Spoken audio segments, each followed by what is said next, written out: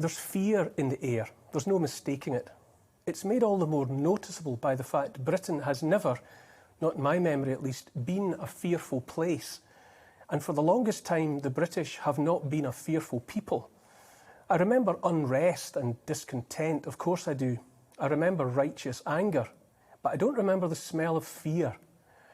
I see the strongest smell of fear, not just here, but elsewhere in countries of the developed West, is emanating not from the ordinary people, but from the leaders.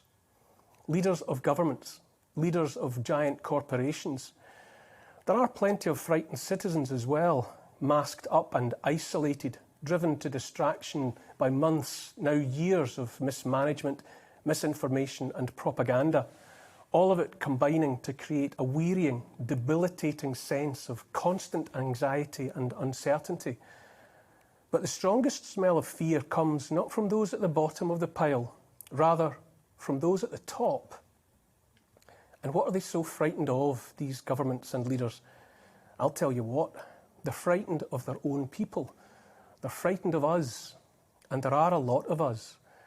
It wasn't until the first decade of the 19th century that the population of the world reached 1 billion. It took another century and a quarter after that milestone for the head count to double to 2 billion, and then just 30 years to get to 3 billion. It's estimated that now we're adding an extra billion people every 15 years or so. There are 8 billion of us now, more people alive at once than ever before. More people means more and more pressure on all the things worth having, not just toilet paper and diesel, but freedom and space in which to live and roam. While the many queue and squabble over loo roll and gas for the tank, because that's where the mainstream media is goading us to look, the leaders tell us our troubles are all our own fault anyway. Brexit breaking supply chains, our lifestyles making the planet too hot. All they need is more of our time, they bleat, more of our cooperation, more of our money, just more. But as the line goes in the outlaw Josie Wales, don't pee down my back and tell me it's raining. As well as the leaders, the billionaire elites are fearful too. Billionaires are adding billions to their wealth, not by the decade, but with every week and month of the present crisis. I can imagine it might be frightening to have so much when so many beyond the castle walls have so little or nothing at all, not even hope. I think of a technocrat billionaire and in my mind's eye I get an image of a cat being carried through the crowds on a busy city street inside one of those plastic crates you see in airports, looking out at us through the grille with fearful, uncomprehending eyes. With great wealth comes great anxiety, apparently. As well as fearing the people, like the leaders do, I think those billionaires don't much like us either. We're like ants and wasps, spoiling what might otherwise be a lovely picnic just for them. Our small lives are petty concerns. Rent, mortgages, health and education are beneath them. More importantly, our lives are made so different by circumstances we're becoming increasingly incomprehensible to them.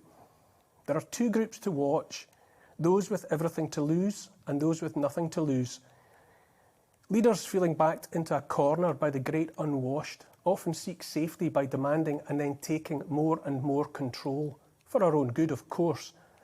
From the beginning, emperors have felt safest when as many people as possible are kneeling down or lying flat on their faces so they might be walked over.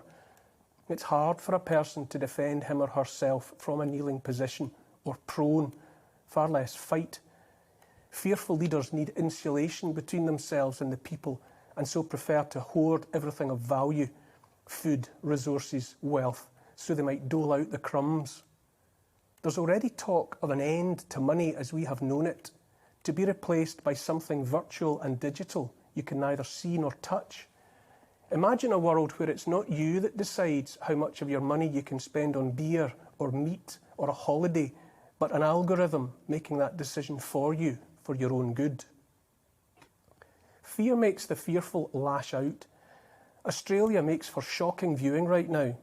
Black-clad enforcers dressed and armed more like stormtroopers than police and beating citizens with sticks, firing rubber bullets at them, kicking and kneeing them while they lie pinned and helpless on the ground, men throttling women. My family and I spent time in Australia. My kids went to school there and learned and sang the national anthem of those days. I clearly remember the line, "Australians all, let us rejoice, for we are young and free." Not so much now, apparently. Is Australia the canary in the coal mine, the weather vane showing which way the wind is blowing? Your guess is as good as mine. What we have now is an unholy alliance between fearful leaders and contemptuous billionaire technocrats. Together they have the tools to take all and keep all. Never in the field of human relations has so much been taken from so many by so few. I say the best leaders are those that people barely notice, those who, without fanfare or hope of immortality, defend freedom and let people go about their business unmolested. Those that seek praise for their efforts are tolerable too, as long as they keep the lights on at the same time as preening for the cameras. The leaders, the people, and then history do not forgive are those that make themselves feared and then despised. Remember at all times that your life is your own, and your hopes and dreams weigh the same as those of any emperor or billionaire. They're frightened. You can smell it. It smells like victory. Hold the line.